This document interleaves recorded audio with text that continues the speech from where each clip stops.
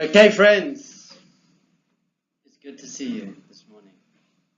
You all look like you've been awake for several hours, done exercise, yoga, meditation, fed some orphans, went for a run, and now you're just here, ready. Prayed for 3 hours. We're on part 3 of our course. We're on part 3 of our course called The Whole Purpose of Life. How to live a well thought out, meaningful, happy and fulfilling life. Oh, I forgot. No, I had a blood test. I hate blood tests. I learned that I brought the Mesilas Yesharim when I was reading about it. Okay. So just quick recap. We just said up until now that there's a game. You're playing a game. You're playing a game. And you've got 100 years to play the game. About, if you're lucky, I hope. You're playing this game for 100 years. And every game, it has a purpose, a goal. What are you meant to achieve?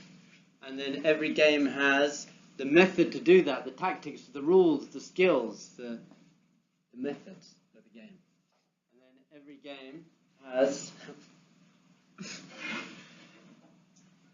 game has a reward, a conclusion. So what we've been doing is we've been looking into, for the last 2 days, the first day we just broke down the idea that there's a game, and if you want to live a well thought out life, you need to ask yourself the 3 questions, the 3.5 questions, which are,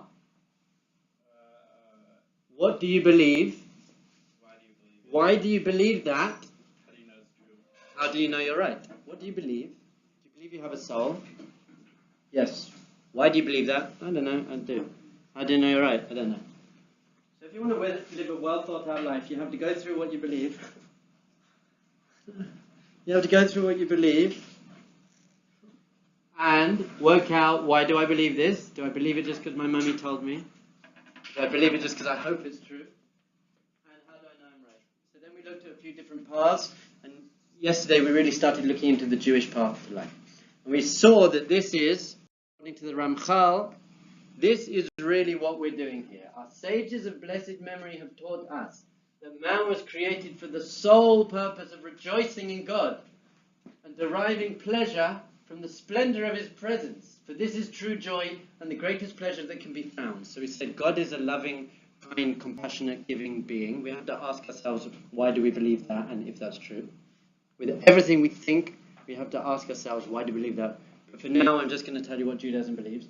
God is a loving, kind being, so therefore he wanted to give his love to someone, and his compassion, and his goodness. So therefore he created us, and he wanted to give us the greatest true joy we could possibly get. And the place where this joy may truly be derived is the world to come, which was expressly created to provide for it. What this is saying is a crazy thing. It's saying that you were not actually created for this world. You weren't created for this world. You were created for what's going to happen after you die. That's the whole purpose of your creation. So what's the point of this world? The path to the object of our desires, which is this God bliss consciousness, is this world. That's this world. As they say in Pirkei Avot, this world is like a corridor to the world to come. So this world is basically just our training ground. Bam, bam. How much you train and how much you invest, basically for the investors and the bankers out here, how much you invest into your life in this world, that's going to say how much you receive the goodness and the reward of what's being created for you. So the question is, are you investing in the right thing in this world? Because some people get so caught up in the corridor. They make it pretty.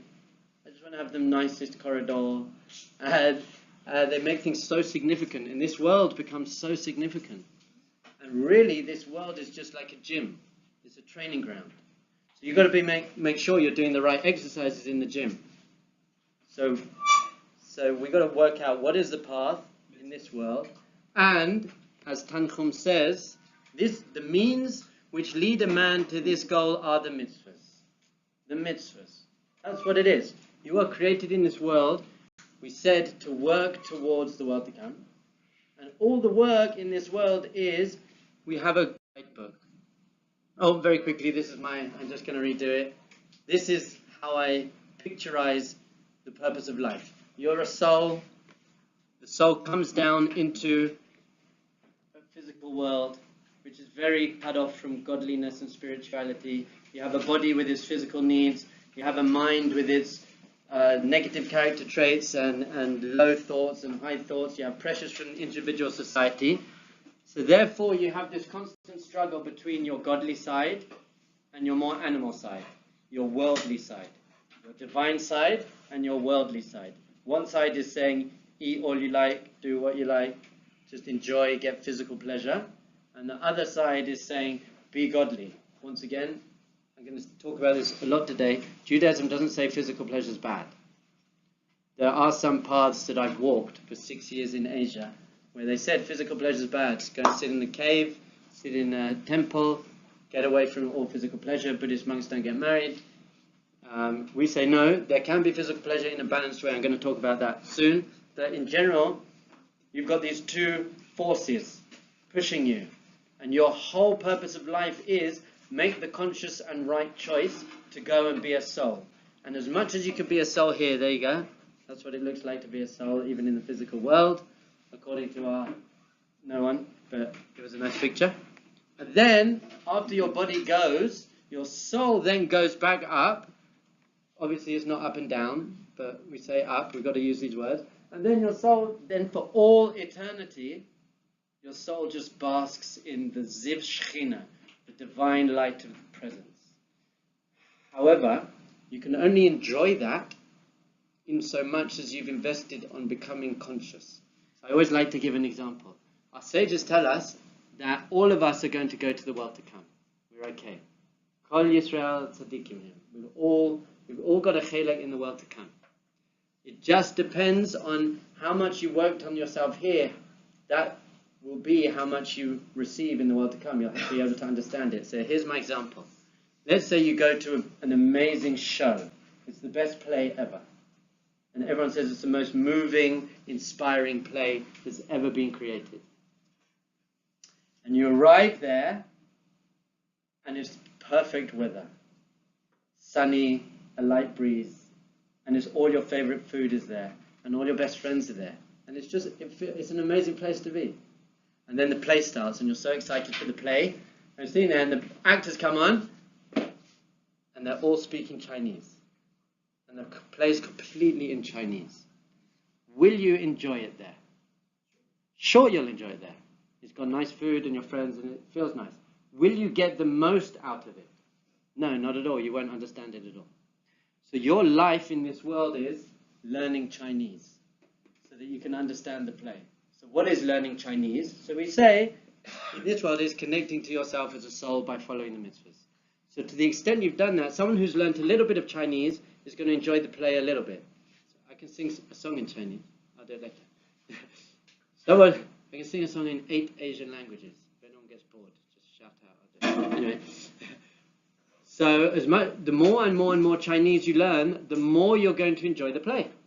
So too with the world to come. The more and more and more you've connected to being a soul in this world, the more you're going to enjoy it in the world to come. But we are all going to be sitting in the same world. We're going to be sitting there. Some people are just going to be getting more than others because they did the prerequisite necessary work that they needed to do to get there. That's all. So today, this week, we're going to understand what are the rules and the technique. We now know what the purpose is. The purpose is to connect to being a soul and to receive pleasure in the world to come. And that's actually the reward as well. So what are the rules? So for this, we say that the thing that created the game, gave us a guidebook, an ultimate guidebook. And here it is. This is the Torah. Once again, the Torah is not a book written by an angry man in the sky who needs us to appease him and otherwise he'll punish us. It is the guidebook, how to win the game. You're playing a game for 100 years. How do I win the game? How do I connect? How do I learn Chinese, as it were, in my analogy? So this is how you do it. The word Torah comes from the word hora'ah, which means instructions. And a mitzvah itself comes from the word tzavta, which it doesn't mean grandmother, that's savta. Savta means a way to connect, and the Zohar calls called the mitzvahs actually a piece of advice. So based on this, if you don't do mitzvahs, are you a bad person? Not at all. I know people who don't keep Shabbat and they're the sweetest people in the world, and I know people who do keep Shabbat and they're not particularly nice. So there's never a value judgment. You're not a bad person for not doing the mitzvahs. But if this is the ultimate guidebook to life, you're losing out. You're losing out, but you're not bad. So we have to have a paradigm shift. What is a mitzvah? Some people think a mitzvah is a burdensome obligation. I've just got to do these things because otherwise God will get angry, or because my parents will punish me, and they do it out of fear and habit and guilt. But really that's not what a mitzvah is at all.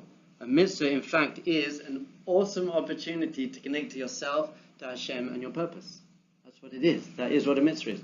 By the way, you're going to notice that everything shifts once you get out of this idea that God is a separate entity in the sky. Once you get out of that, I've got to serve the guy in the sky. Prayer becomes different because I'm not begging someone separate from me.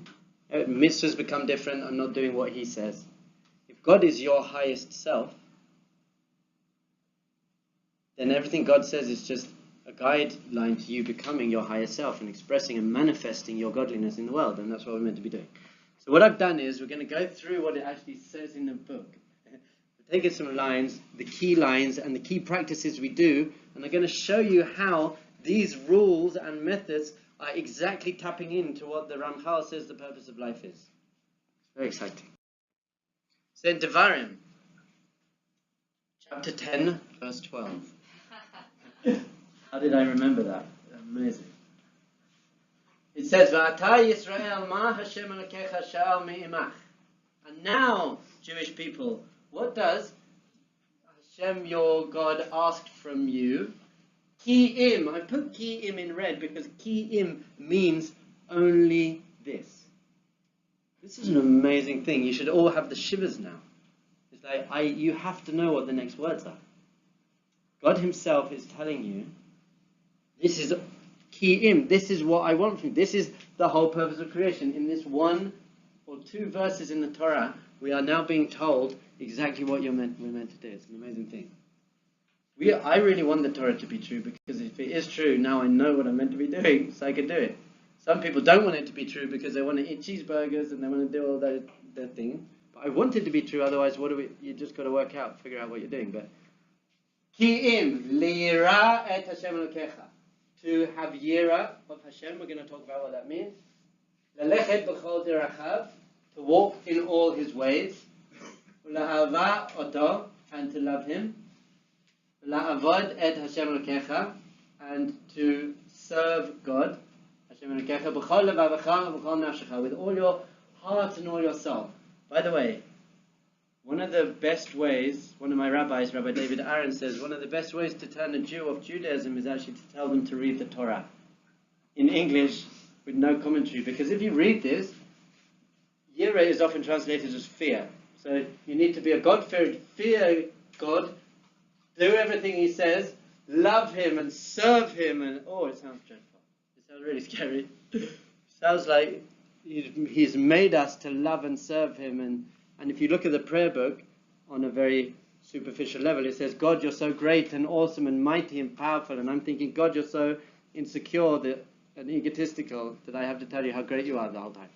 So everything on the surface level seems a bit silly. That's why so many Jews go to Eastern paths, because that sounds all more like universal and loving and spiritual. So we're going to break this down and see what does it really mean. And you're going to see how it fits into your whole purpose of life. Then it says, Lishmo et mitzvot Hashem, and you shall do the mitzvahs and the other types of mitzvahs that I told you. And by the way, at the end of this whole thing is, why are you doing this? L'tov lach, for your own good. It's for you. It's not for God. God doesn't need you God doesn't need you on Sukkot to pick up a lulav, a palm frond, and a lemon and shake it around. He's not sitting up there being like, yeah, they're doing what I told them to do.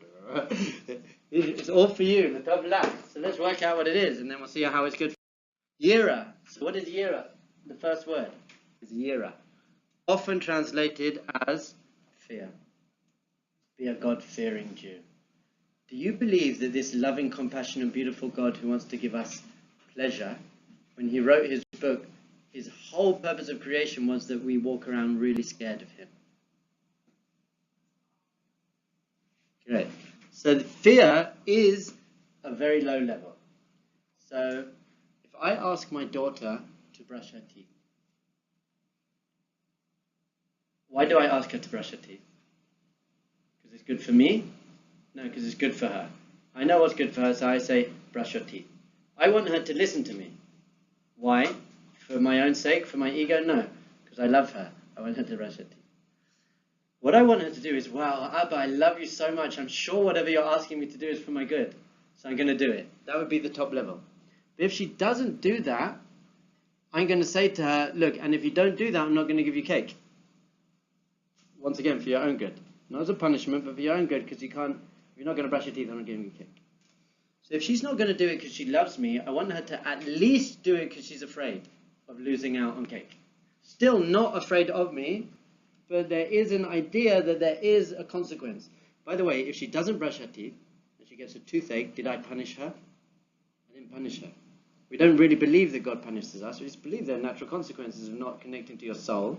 There are consequences that you don't get the most bliss in the world to come. That's not a punishment. So fear is a level, but it's a very, very low level. I want my kids to do what I say, not out of fear, but if that's the last level, then at least out of fear. I want them to do it. Why? Not for me, for them. But yes, it really means awe, and it comes from the word to see. Yira comes from the word lirot, to see. Lirot, to see. What God is asking of us, and this is the whole purpose of your creation, is to see God in everything all the time. To be completely God conscious. There's nothing that ever happens. Every thought, feeling, sight, anything that happens in your life, be God conscious and say, I know that this is from God. Really, Jewish enlightenment is called emunah. And emunah means, not only do I believe in God, but I believe that everything that happens for a reason, and it happens for a good reason, even if I can't really understand it.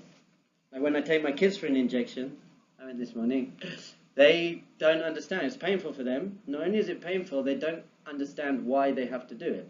It doesn't have any meaning. And something that is painful with no meaning generally causes suffering. If you have something that's painful, but it has meaning, it's not suffering. Like childbirth is painful, apparently. But because it has meaning, it's not suffering. Or going to the gym is painful, but because it has meaning, not suffering. For a child to have an injection is painful and meaningless. Should cause suffering, so why doesn't it, hopefully? It's because they trust their Abba. They trust me that I'd never let anyone hurt them without a meaning. Do they understand the meaning? No.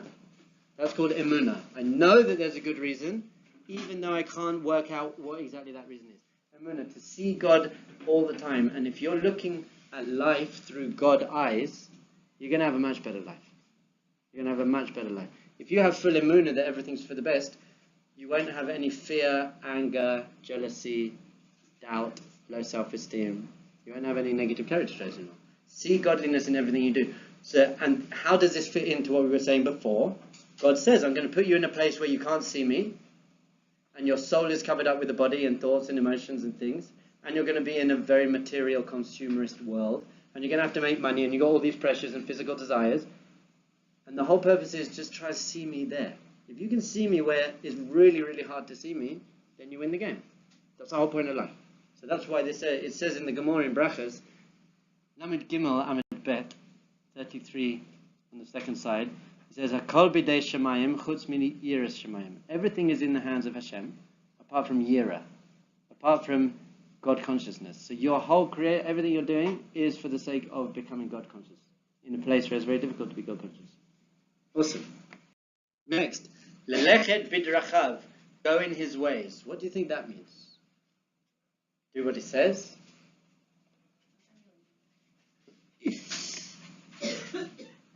What a good word.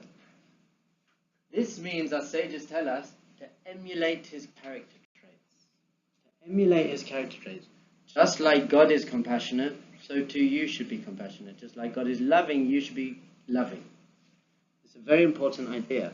How do you come close to someone? How do you get close to God if God's an infinite being? For a start, you can never not be close. You're already close. Because God's everywhere, inside you, outside you, you are a piece of God.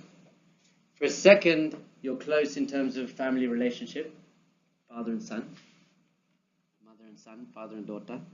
So what it means to be close is to feel close, to feel the closeness that's already there. And one way to really get close to someone is to emulate them, to be like them. So our goal, this is an amazing thing, Parshas Vayera. At the beginning of Parshas Vayera in Breshis, I think, Breshis Noach Lech Lecha Vayera, it's the fourth Parsha. So we see the Parsha opens with Avram Avinu sitting in his tent, and he's meditating. And it says, and God appears to him. And I believe it's the only time in the Torah where it doesn't say what God said to him. Whenever it says God appears to someone, it says, and he appeared to Moses and said, do this, or tell them this. Here it just says God appeared to him, it doesn't say what he's doing. So in my mind, having just come from Japan and the East, where I was meditating, I was like, wow, Avram Avinu has reached the highest level of samadhi, spiritual awareness, meditation, bliss consciousness. And he's sitting there, and he's just with Hashem. He's basically fulfilled the whole point of existence, which is to be with God. Even in this world, just to be completely connected to God. He's done it. And by the way, the point of the mitzvahs is to make sure that you connect to God. So we're only doing mitzvahs in order so we connect to our higher self, which is God. But what happens in the middle of this? Avram suddenly sees three travelers. And he says to Hashem, no. The Israeli is like, no, wait here, don't leave, but I've got to go, I've got something to do. And he goes and looks after the travelers. My question being, and there is a mitzvah called Hachnasas Orchim, to look after the guests. But my question is, once you're already in the highest state of divine bliss, why do you look after the guests? You look after the guests, really ultimately to connect to Hashem, to be with Hashem. So what are you doing? So Rav Noach Weinberg, who set up Eish, he had a beautiful idea, which it says in the Gemara as well, but it says, our purpose in life is not to be with God. I just said to you that our purpose in life is to be with God, and you all nodded. But I was not telling the full truth. Our purpose in this world is not to be with God, it's to be like God. To be like God. It's a much higher level. It's easy to sit in a cave and meditate all day. Well, it's not so easy. But it's kind of easy to sit in a cave and meditate all day. And connect to God and do yoga and be spiritual. But you're not asked to do that. You are going to be with God when your body dies. That's the whole world to come. That's the whole purpose of creation, to be with God. And by the way, the more you be like God in this world, the more you'll be with God in that world. It's an amazing thing. And how does this tap into our whole, everything we've been saying? If your soul is a piece of God, so then to be like God is saying to be like yourself, is to be manifest your soul as much as you possibly can in this world. When I'm saying be like God, I'm saying be connected fully to myself as a soul and manifesting that. And my soul is loving and kind and generous and sweet and wonderful and warm and unjudgmental. And someone once said to me when I started becoming more observant, if you start becoming religious and then judging other people and putting them down, other types of Jews and conservative and reform, it means you didn't become religious, you just became self-righteous. The more religious you become, I don't even like the word religious, I say observant. The more observant you become, the more open and loving and accepting and you become. It's the other way around. You become more and more like God, and God's open and loving and accepting. And so if you're not being that way, then you've got a big problem. You've got to start again. Okay, so that's what it means to lelechet bidrachav. Next, to love Him. You can do all the mitzvahs and be God conscious, but really from a place of, as I said before, guilt or fear or I have to do this. And Hashem says you've missed the point if you do that. What we're trying to do is have a deep emotional relationship, a connection to Hashem. A deep connection to Hashem. That's what we're aiming for. So if it says many times in the Torah and the prophets, I don't want your service. I don't want you to do the mitzvahs if you don't mean it. I don't need it. That's not the point of the mitzvahs. It says the korbanot in the Beit HaMikdash, if you're going to bring them but you're not feeling it and caring about it and do it with intention and love, then it doesn't mean... I told you a story about the mud in the first class, no? So I'm just going to tell it again quickly. There's a little boy, 8-year-old boy, and he saw his father give his mother a bunch of flowers just before Shabbat, and he thought, wow, that's so good, I want to connect to my mum too. So he didn't have anything, so he got a plastic cup, and he filled it with mud, and he went over her tail and said, Emma, I love you. And she's like, oh, it's so beautiful. She loves it, it's very important. She loves the thing. Next week, he does the same thing. And it becomes his tradition in their family, and he grows up, and he's 12, and he's playing ball with his friends, and he says to his friends, hold on a second, I've just got to do this thing with my mum, it's a silly thing. So he goes to his mum, he gets the mud, puts it on the table, says, bye mum. And she said, whoa, stop. Come back. And she said, I'll tell you what, I never wanted the plastic cup in the mud. I wanted the relationship, I wanted the connection. So if you're not going to do it with connection, I don't want it. So mitzvah that you're just doing with no connection, God doesn't need that. We need it to be a loving relationship, a reciprocal loving relationship. So some of our sages say, if you're putting on tefillin today, just because you put them on yesterday and you're putting them on tomorrow, you're almost missing the point. It's good to do it still, because it keeps you in the game, but... So this creates simcha. Ivdu et Hashem b'simcha, it says in Tehillim. Ivdu et Hashem b'simcha. Your service, Ivdu et Hashem b'simcha, Ivdu et Hashem b'simcha. It's got to be b'simcha. It says in Deuteronomy that all of the curses, all of the negative things that come upon us, it's not because we didn't do the right things, it's because we didn't do it, we didn't serve with simcha. Here's a picture. There you go. So it's serving b'simcha. That means I want to do so. When I tell my daughter to do something, she wants to do it. She loves me and I love her and we want to do it together. So if I say clean away your toys, I want my daughter to be like, okay, Abba, I love you. And that always happens. Almost. So what we want to do, if you're walking through life, be like, okay, I'm doing these things because I know I have to. You're missing the point. You're missing the point. It's all about an actual, real feeling relationship. That's why we say, for example, prayer is avodah shebalev. Ooh. Prayer is avodah shebalev. Which means it comes from the heart. It's not I'm just mumbling words to Hashem. It means I'm saying things from my heart. I can still see the thing. Alright. Next. To serve Him. That says to serve Him. Avodat Hashem Ekecha. Go Hashem. Thanks. Baruch atah Adonai Eloheinu melech ha'olam she'akol nהיה b'dvarei. It's as if there's a divine being controlling everything. To serve Him. What does it mean to serve Hashem? This is an amazing idea. By the way, I've never seen any other path, any other religion that I've delved into that stresses simcha so much. Be simcha. You go to a Buddhist monastery, it's very peaceful, but they're not dancing around. Like Judaism's all about life. B'chata b'chaim, choose life. Be simcha. The other paths I've seen are very good and beautiful, but it's less simcha. This is the other thing that I've noticed about Judaism that I didn't see in any other path.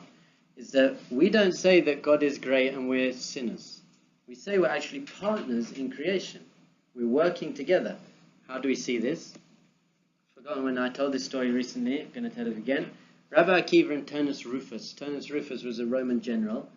And he said to Rabbi Akiva, what do you think is better, the work of God or the work of man? What do you think is better, the work of God or the work of man? The work of God, of course. And Turnus Rufus was very upset by circumcision. He was like, look, if God makes you with a foreskin, he knew what he was doing, then why are you cutting it off? Rabbi Akiva said, wait here. And he went and he got a sheaf of wheat. He got some wheat and he got a chocolate cake. The Midrash says bread, but you can say chocolate cake. And he said to him, which one would you rather eat? God made the wheat, man made the chocolate cake. You'd rather eat wheat than chocolate cake? Cake. Bread. Wheat or bread? Lechem. Fine. What Rabbi Akiva is telling him is, my friend, the work of man is, so to speak, better than the work of God. It's a beautiful idea. It's a beautiful idea. I want you to hear this. I want you to hear how important you are. How important you are. You're not a nothing sinner. You are the most important thing in creation. You're a partner with God. Some people say there can't be a God because, look at the world, it's not perfect. It's the other way around. God made the world not perfect so that we could be partners in perfecting it. It's called Tikkun Olam. By the way, some people get a bit confused and say Tikkun Olam is just like feeding people, but the rest of the verse says Tikkun Olam b'malchut Shaddai, fixing the world with God consciousness. That is what fixing the world is. Your role in life is to bring God consciousness to the world. It's to make yourself God conscious and soul conscious and spread that to everyone else. As we went back at the beginning of the game, I said, everyone, atheist, everyone says there are two role points of the game. Number one, reach your potential. Number two, help other people. Improve yourself, improve the world. Grow and contribute. So our way of doing that is become a soul and bring godliness into the world. And since I found this in the Torah about 2 weeks ago, I've said it 1,000 times, but I'm going to say it again. It says, firstly, in Pirkei de Rav Eliezer, it doesn't actually exactly say these words, but it's become famous like this, Ein melech b'lo am, which means there is no king without a nation. So if someone walks up to you and says, I'm the king, you say to them, okay, that's nice. I will pay respects to you. Just show me where are all the people who say that you're the king. And he's like, no, I am the king. You're like, no. This happens often in Nachlaot where I live. No, not true. But it could do, you do. Anyway, you're not the king if you don't have a nation. So this means that, of course, God is the king, but if there's no one recognizing God as the king, then he is, so to speak, not. He's just not the king. And a few pastors ago, Abraham calls Hashem God of the heavens and God of the earth. And then a few lines later, he calls him just God of the heavens. So Rashi explains that he said, now God is God of the heavens and God of the earth because I've taught everyone about him and everyone's talking about him. But before, when I was in my home and I hadn't started my career in outreach, he was just the God of the heavens. He wasn't God of the earth until I spread him. So to speak, Hashem isn't God of the earth if we don't make him, if we don't recognize that. He doesn't, so to speak, have the power to be that if we don't recognize him. Someone went up to the Kotzker Rebbe, a famous Hasidic master, said to his students, where is God? And they said, everywhere. God is here, Hashem is here, Hashem is here. And he said, no. God is where you let him in. Oh, nice. If you're not letting God in your life, God's not there, so to speak. Obviously, your heart wouldn't be beating if God wasn't there. The electrical source power of your body wouldn't be going if God wasn't there. But so to speak, if you don't recognize that, he's not there. There we go. That's what it looks like to bring God consciousness into the world. I hope you are appreciating my PowerPoint.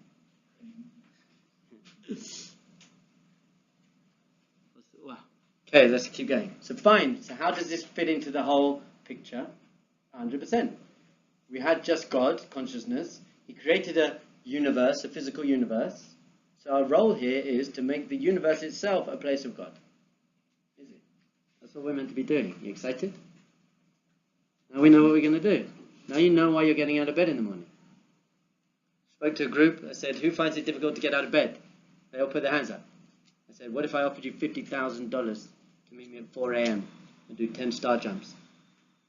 I said, who would be there? They all put their hands up. I said, but you just said you find it difficult to get out of bed. And they were like, no, money. So I said, look, you don't find it difficult to get out of bed. It's just that you don't value what you're getting out of bed for. As soon as you value what you're getting out of bed for, then it's easy to get out of bed. On your wedding day, you won't find it difficult. When you have to pick someone up from the airport early in the morning who you love, it's not difficult. For money, it's not difficult. If you value something, it's not difficult. So if you value your life, you guys are going to jump out of bed every day for the rest of your life now. And the first thing you're going to say is, Modeh Ani, I'm grateful. I'm alive. It's an amazing thing. And then you should listen to my 7-part journey through the Siddur classes, which goes through we'll get there. Next, do the mitzvah. We've got to do the mitzvah. Now I've noticed, what's this? word mitzvah appears many times. Asher kidishanu b'mitzvotav. Every mitzvah we do, Asher kidishanu b'mitzvotav v'tzivanu l'adlik ner Shabbat. Asher kidishanu b'mitzvotav v'tzivanu l'niach tefillin. I want you to show me what is connected in all of these. Every time we talk about mitzvahs. Kidashtanu b'mitzvotecha, b'mitzvotecha, again. Rosh Chodesh and Yom Tov, Amidah, and singing at the meal. Kasheinu b'mitzvotecha, v'tenakeinu v'toratecha, saveinu, Shabbat, Amidah. V'asitem et kol mitzvotai v'hitem kedoshim le'Elohechem. That's in the Shema. We have the word mitzvah here 4 times. What connects all these things? No, mitzvah, what else do you see? Kadosh. It always talks about Kadosh. Kidishanu b'mitzvah. V'kidashtanu. V'kadshenu. V'kadosh. Kadosh, Kadosh, Kadosh. Kadosh. Kadosh. Why did Hashem give us the mitzvahs? Because He wants us to be Kadosh. Please ask me a question. What does Kadosh mean? Awesome. So you ask most people, what does Kadosh mean? And they say holy. You say, what does holy mean? They're like, I don't know. Like, you got to know. So now we're going to talk about what does it mean to be holy. By the way, someone came up to me and said, why do I need the Torah? I'm like, that's a broad question. So he says, my father is a very wonderful man. So I said, that's great. He said he's got very good character traits. He believes in God, he prays. He gives charity a lot. He's an amazing father, amazing husband, amazing son. He volunteers. He does all. He's just a very, very good, righteous man. Why does he need the Torah? Good question, yeah? What did I say?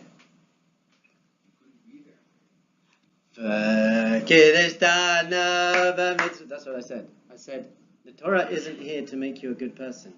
It's to make you Kadosh, holy. I don't need God to come down from heaven and give me a guidebook that says you have to be good. That's the most basic bottom level. Of course you have to be good. Everyone says, no, all the religions, it's just you have to be a good person.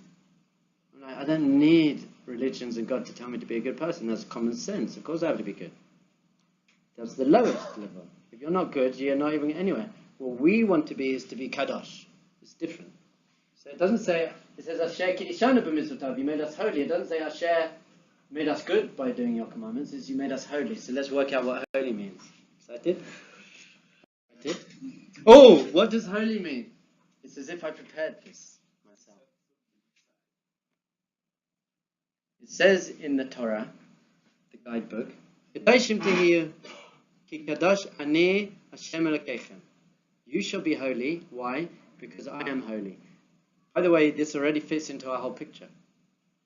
You should be holy because I am holy and you are a piece of me. You are a piece of me. So if you want to manifest your piece of me, you better be what I am, and I am holy. So what does that mean? Infinite, eternal, and perfect? You all have to be infinite, eternal. That's not what holy means. You be holy because I, Hashem your God, am holy! Exclamation mark. That's in Vayikra 19:2. So what does holy mean? Come on. What does holy mean?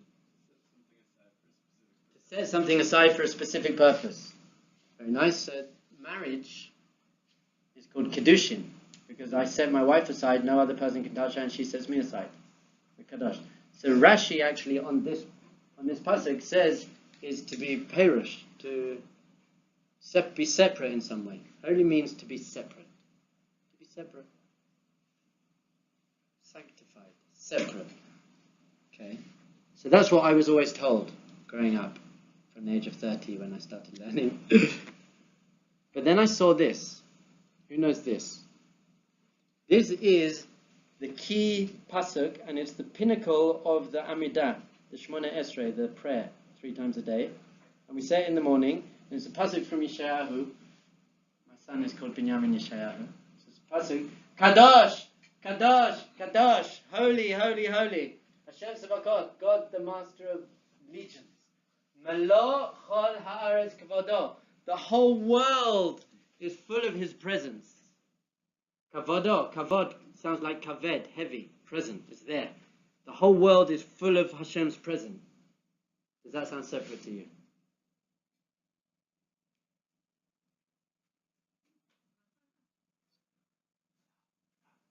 No, that doesn't sound separate. That sounds so not separate. That sounds so intrinsically connected. So there. So what's going on? Does kadosh mean separate? Or does kadosh mean completely involved and there? And the answer is both. That's why I underlined Hashem Elokeichem. Whoever is in my last class, we defined Hashem, this name of God, as transcendent, totally beyond and above everything. And Elokeichem, Elokim, as totally in there and completely involved fully. So what does it mean to be holy? Holy means being fully present and involved in the world, whilst also transcending it, and not being defined or controlled or brought down by it. Being completely in the corridor, the Prus door, but not letting that define how you feel about yourself. So we're not Buddhist monks and cut off from the world, but we're also not being fully in the world. We're having this balance of being in it and using it. Do you know what the word for a prostitute is in Hebrew? Next week's Parsha. Kadesha. Interesting. Kadesha. A Kadesha, a woman is in one way completely more present than you could be. Fully physically present, but emotionally, mentally, totally not present at all. There's the balance. Completely present, completely transcendent, immanent transcendent. This is what our goal in life is, to be holy. You have to be holy, which means walk through the world on a very high level of consciousness. So when you're sitting in a Buddhist temple, meditating, it's quite easy to overcome your ego. Not so easy, quite easy. But when you've got people annoying you and the kids are crying and you have to pay the rent, can you be a master in that point? Can you overcome your ego when you're in the world? Much more holy. Much more holy. Sitting in a temple in the Himalayas is not holy at all according to this definition. It's not holy. That's just separate. Holy means being totally involved and have responsibilities and paying the rent and dealing with your kids and your job and all stuff like that. But just being above it and not letting it define you or control you or bring you down. That's what it means to be holy. I think let's stop there because we're basically going to go through Shabbat and all the festivals and family relationships and life cycle events and everything, and show you how every single thing we do is connected to this purpose of being holy and walking through life consciously and joyfully and conscientiously and meaningfully, to make every single thing you do meaningful. And I've noticed, but the role of halacha, it says here, make everything in life meaningful. I spoke to a group again the other day, and I was saying, talk me through your day. Like, remember, we defined meaningful as being something connected to the purpose. If it's connected to the purpose and taking you towards personal growth and contribution, then it's called meaningful. If it's not really meaningful. So the person who's going through their day, they get up at whatever time, kind of have a cigarette, cup of coffee, go to their job, don't like it that much, come home, go to the gym, have a relationship but it's not really working out so well. They've been with their family, that was meaningful. But in general, they have very little actual meaningful, conscious stuff in their life. We went through that day, and then I went through my day. Like, wake up before the sunrise. First thing that comes out of my mouth, Madeh Ani, gratitude. Gratitude is really the key to happiness, and the key to emunah, and the key, who am I grateful towards? Hashem is the key to relationship. So the first thing I say is, already into happiness and intimate, authentic relationship with God. Then I wash my hands. Right hand first, left hand. Right represents chesed, left represents gevura. What is chesed? Loving kindness. I want to start my day with loving kindness. Why am I washing my hands? Because I want my actions to be pure. Then I get up, and then I put on my talis, surrounding myself in godly light, to fill in 7 wraps for the 7 different Kabbalistic energies and the acupuncture points. And I spend the next hour and a half in prayer. Once again, prayer doesn't mean I'm begging the guy in the sky. I'll talk about tomorrow. What is prayer then? if I'm not trying to communicate with some random guy. And then I do this hour and a half meditation with Hashem, going through the guidebook of prayer. How to connect to higher and higher levels of action and immersion and intellect and spirituality. Then I come home and I eat consciously. I say a bracha before I eat, take my kid. Then I come to this work, and my work is teaching Torah and learning Torah. And then I'm saying brachas all the way through the day, 100 brachas in the day. And then I say mincha, and then in the afternoon I go and learn Torah. Then I come home and I help my wife at home, and then I say more brachas, and then I daven mariv, and then I eat. And before I go to sleep, I say, I've noticed that there is not one single thing in my whole day that isn't meaningful. Nothing. Even when I chill out, I've got to sit down and watch a YouTube video or something just to chill out. That's meaningful because it's giving me a chance to chill out. But everything is meaningful and deep and holy and spiritual and connected to my purpose. And everyone says, I want to be b'simcha. How do you be b'simcha? Live a life that is consciously and joyously connected to your purpose. That's how you be b'simcha. So that's what everyone says the word halacha. It sounds scary, but no. Halacha is teaching you to walk through life as a conscious, loving, joyous, beautiful individual. Good Shabbos.